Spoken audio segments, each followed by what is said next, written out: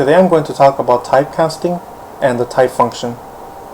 If you enjoyed the video, consider subscribing and hitting the thumbs up and the bell to get alerts when I post new videos.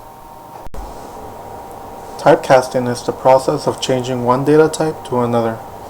For example, you can go from string to integer, string to float, integer to float, or float to integer, and etc. These are not the only type of conversions. There are more that can be used, but these will be the ones you will mostly encounter. This is now a good time to explain the type function. The type function is used to determine what the data type is. It's obvious that x is a string, and y is a float, and z is an integer. But let's say I give you this. T equals true.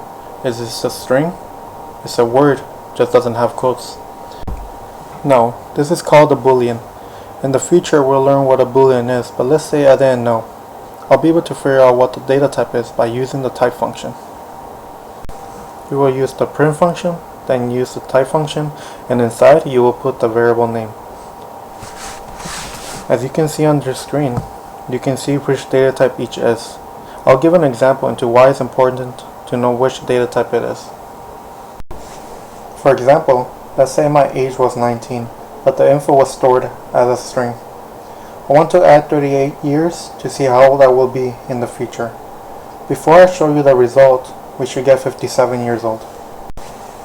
After printing to the screen, we get an error. The reason why we are getting an error is because we cannot add a string to an integer. They both have to be the same data type. To fix the error, we'll have to convert the variable name age from the data type string to int. And to do that, we'll use the int function. I will create a new variable called the fixed age, and I should be able to add the two variable names feature and fixed age to get 57 years old.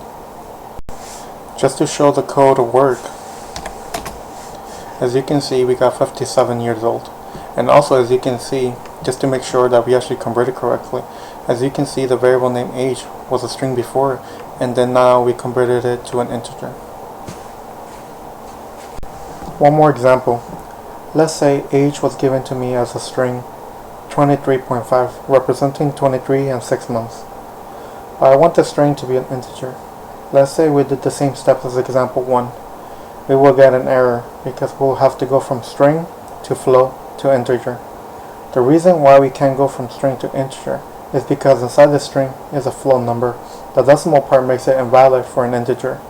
I will have to take 2 steps instead of just 1. After doing the double conversion, as you can see on the screen, we were able to get the new age. Thank you for watching the video. If you enjoyed the video, there will be a new topic soon. The topic will be f-string formatting and concatenation.